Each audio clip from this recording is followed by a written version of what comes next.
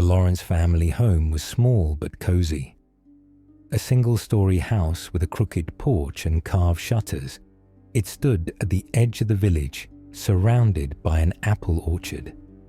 The air always smelled of fresh baking, autumn leaves, and something homey, ineffably warm. Victor Lawrence was a strict, reserved man. Tall, with piercing grey eyes and short, cropped hair, he rarely showed emotion, but his voice brooked no contradiction. Natalie, in contrast, seemed gentler. A small woman with warm brown eyes and a thoughtful expression. She kept the house orderly and the garden in bloom. And then there was Olivia, their only daughter. Olivia had grown up a quiet child. Unlike the noisy village kids, she would spend hours in the garden with a book or staring at the sky, while her father worked in the shed. She did well at school, but had few friends. Only the neighbor girl, Alice, often came over, and they would lock themselves in Olivia's room, talking about their own secret world. And then, Olivia disappeared. It happened in autumn. It was already cold. The trees had shed their leaves, and the grey sky hung over the village like a heavy veil. In the evening, when Natalie called her daughter for dinner, the house was silent. "Olivia," she called louder, stepping onto the porch. The yard was empty. The shed's light was off. The wind rustled the last leaves in the apple trees. Natalie frowned and went back inside. "Victor, have you seen Olivia?" Her husband put down his newspaper and slowly looked at her. "She's probably in her room." "I called. She's not answering." Victor got up, walked into the corridor, and gently knocked on his daughter's door. Silence. He pushed the door. The bed was untouched. The books stacked neatly on the table. The jacket hung on a chair. Everything as it had been that morning. Olivia was gone. They searched the house first, then the yard. Natalie ran outside, calling for her daughter, checked the orchard, and peered into the old well behind the house. Victor went to the neighbors. No one had seen Olivia. After an hour, Natalie was already crying, and Victor, clenching his teeth, called the police. Search teams combed the surroundings all night. Officers inspected every bush. Lamps illuminated the dark forest beyond the house. Volunteers shouted her name, but only the wind answered. Olivia had vanished without a trace. Days later, the search was called off. Her parents mourned. Natalie hardly left the house, staring out the window into the autumn forest. Victor spoke little, but each evening he went to the shed and sat there in darkness for long hours. The villagers whispered different things. Some thought she had run away. Others believed she had been kidnapped. But time passed, and Olivia began to fade from memory. Only her parents didn't forget. They remembered. Every night, every rustle outside, every cold gust of wind. 15 years had passed, and one night the phone rang. The phone rang deep in the night, cutting through the silence of the house with a piercing, unpleasant sound.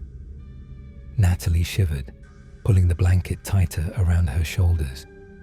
Victor, lying beside her, slowly opened his eyes. "Answer it," he rasped.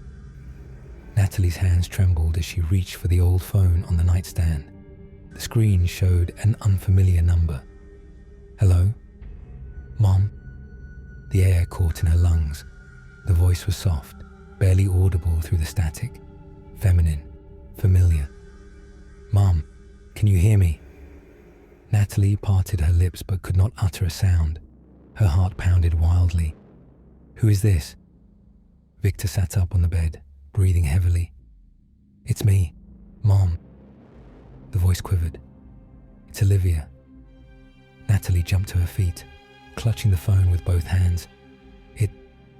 must be a mistake, she exhaled, staring into the darkness. No, Mom, it's not a mistake. I know how you've lived all these years. How every day you pretended I just disappeared. Silence on the other end. Only a faint, uneven breath. Where are you? Victor asked, his own voice unrecognizable. Where you left me. An echoing pause. Stop it, Natalie's voice cracked. This is a bad joke. A joke? Something like laughter entered Olivia's voice, just like my pregnancy was a joke, or that I wanted to run away. Natalie gasped. Sticky fear spread through her chest. Olivia. You knew I was seeing Anton, the voice continued. You knew I was pregnant. Remember, Mom, how you cried in the kitchen while Dad just stayed silent. Victor clenched his fists. Enough, he said sharply. You hit me, Dad. The voice became a whisper.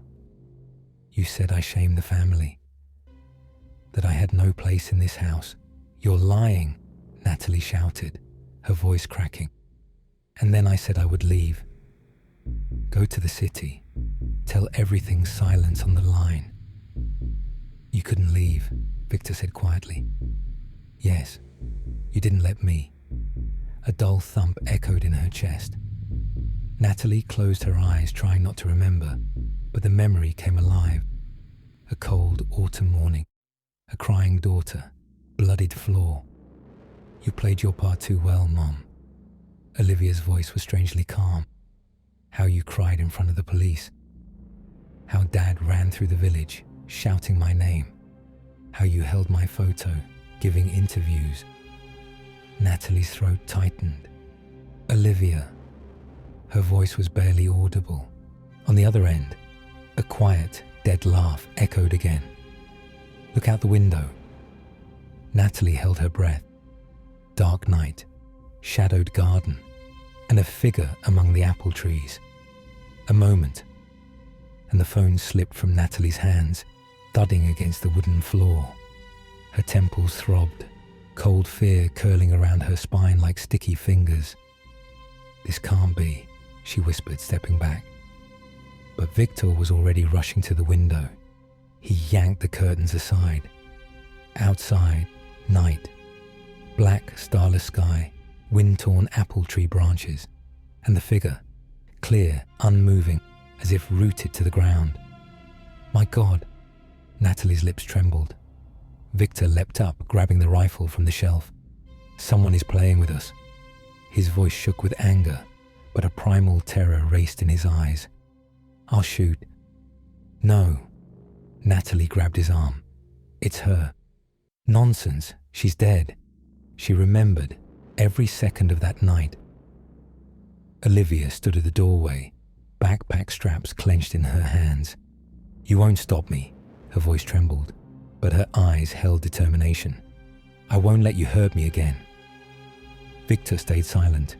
His gaze held no anger, only something cold, alien. Natalie thought, can a father really look at his daughter like that? You're ruining your life, he finally said, stepping closer. Olivia stepped back. You ruined mine. Like the click of a trigger, a strike. Olivia collapsed, screaming. Blood dropped onto the wooden floor. Victor, no. Natalie stepped forward, but he shoved her aside. Olivia breathed heavily, propped on her elbows.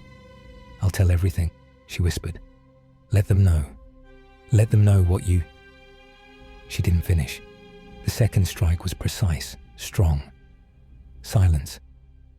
Natalie sat on the floor for a long time, covering her ears to block the sound of Victor dragging her body to the exit. Dad! Olivia's voice came again through the phone. Victor slowly turned, frozen with the rifle in his hands. You arranged everything so well. The voice was quiet, mocking. So neatly got rid of me. And then hugged Mom, comforted her, told her everything would be fine. Stop it. Natalie covered her face with her hands. But I wasn't okay, Mom. I was scared, cold. Dark Victor stormed to the door. But as soon as he touched the handle, he froze. Footsteps, heavy, slow. No. Natalie stepped back. The floorboards creaked. Step, another. The bedroom door opened slightly. Olivia stood in the doorway, pale, with blue lips, her face in shadows, but her eyes glowed in the dark. "You pretended I was gone," she whispered. "Now it's your turn to disappear." The candle on the table flickered and went out. And then there was only darkness.